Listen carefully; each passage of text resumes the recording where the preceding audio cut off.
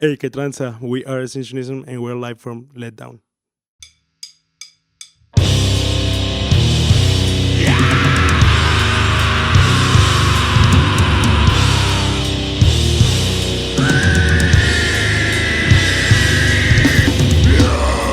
Hey, what's up? We are Ascensionism.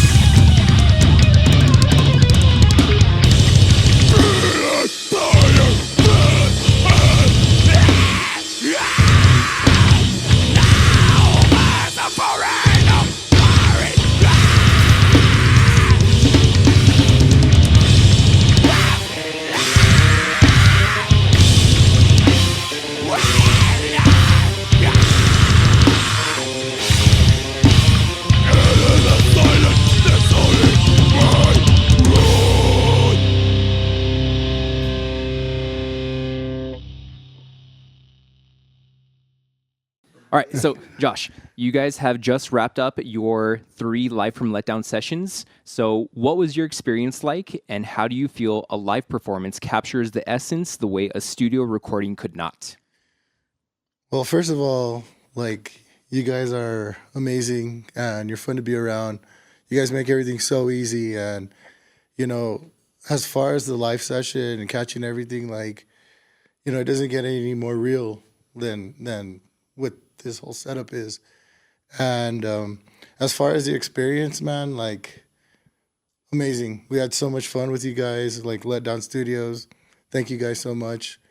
We really appreciate everything you guys did for us. And as far as like the outcome, like, I'm super excited to see what comes out of everything that just happened today. So thank you guys so much. Awesome. Well, thank you guys for coming. We really appreciate it. We've been having a blast so far, so it's always a good time. So again, thank you guys for taking the time to come check with us. No, thank you guys. We appreciate everything. All right. So our next question, we're going to go ahead and move on to Armando. Hello. All right. So Armando, when you guys are in the middle of writing a song, what's usually the spark? Is it usually a riff? Is it a line? Is it a mood? Or do you all just start making noise until something starts to feel alive? It's usually a melody or a riff that Joey shows me, and then I'll tell him like, yeah, that's really good. Or I'll tell him like, no, that's really not that good. I'll be honest with him. Yeah. And so yeah, it usually comes from just from a riff. It usually starts off with a riff, and then the song starts getting developed from there. And it's usually Joey over here that like composes everything. I just help him arrange it, and tell him like maybe play this part here 4 times, or like let's try this, just minor adjustments. But it's a pretty relaxed, pretty very how can I put it, streamlined process that we use. Yeah. Awesome. And what do you guys do when you disagree on a part? How do you guys compromise? Oh, we get in a cat fight. Yeah. Definitely. So what's usually the compromise when you guys are disagreeing on a riff or something like that? I guess at that moment, to put it the simplest way, it's just like a battle of egos, I guess. And the prevailing ego will win the way the song will go, I guess. But it's not that hard, man. We usually pretty like we bounce ideas off each other, and we all try and make sure that everybody's happy with the end result. So yeah, I'm making it sound a lot worse than it is, as bands usually always do. Yeah. I know the feeling. I know the experience. So awesome.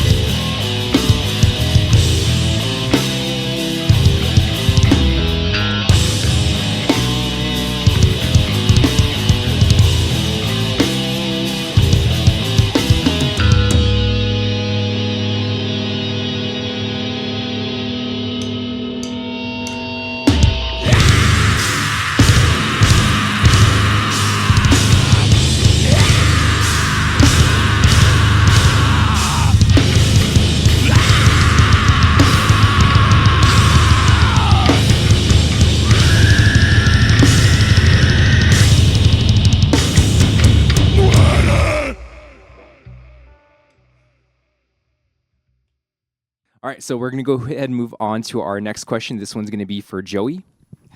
All right, Joey. So sometimes being in a band feels like being in a long-term relationship with 3 or 4 other weirdos. So what's something that you've learned about collaboration, either the hard way and the beautiful way? So I guess the hard way is being open to what everyone else has to put into. And then the beautiful way is just like hearing it all come together and just agreeing on what we all like. So like just how Mando was saying, like we have to like compromise at some point.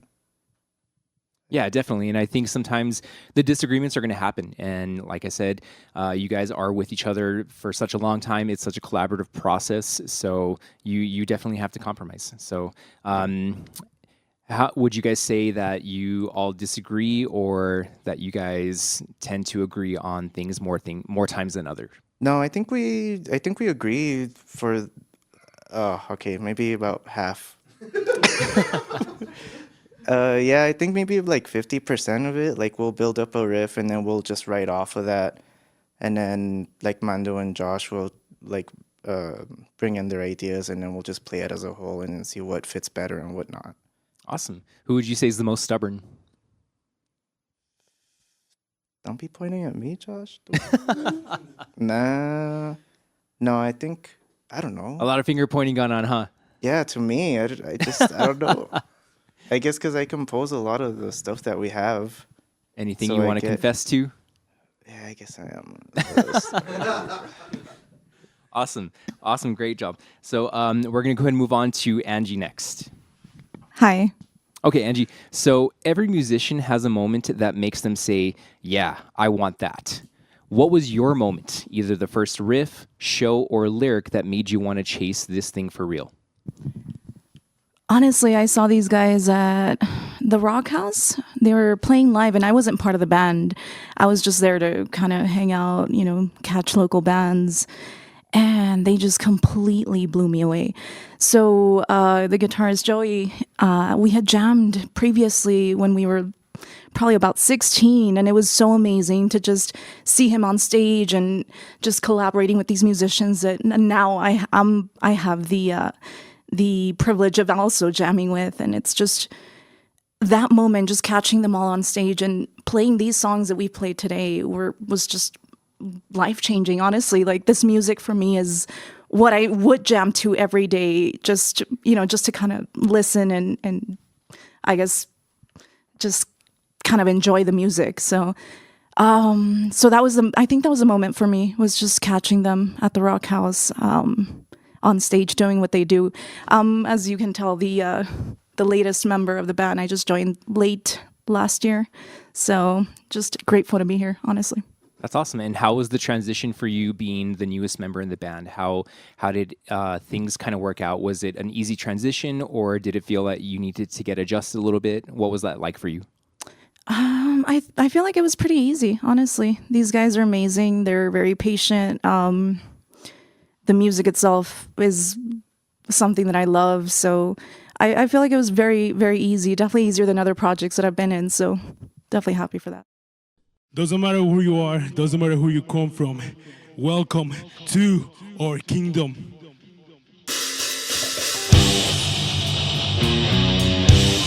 Once again, this is Ascensionism. We are Let Down Studio.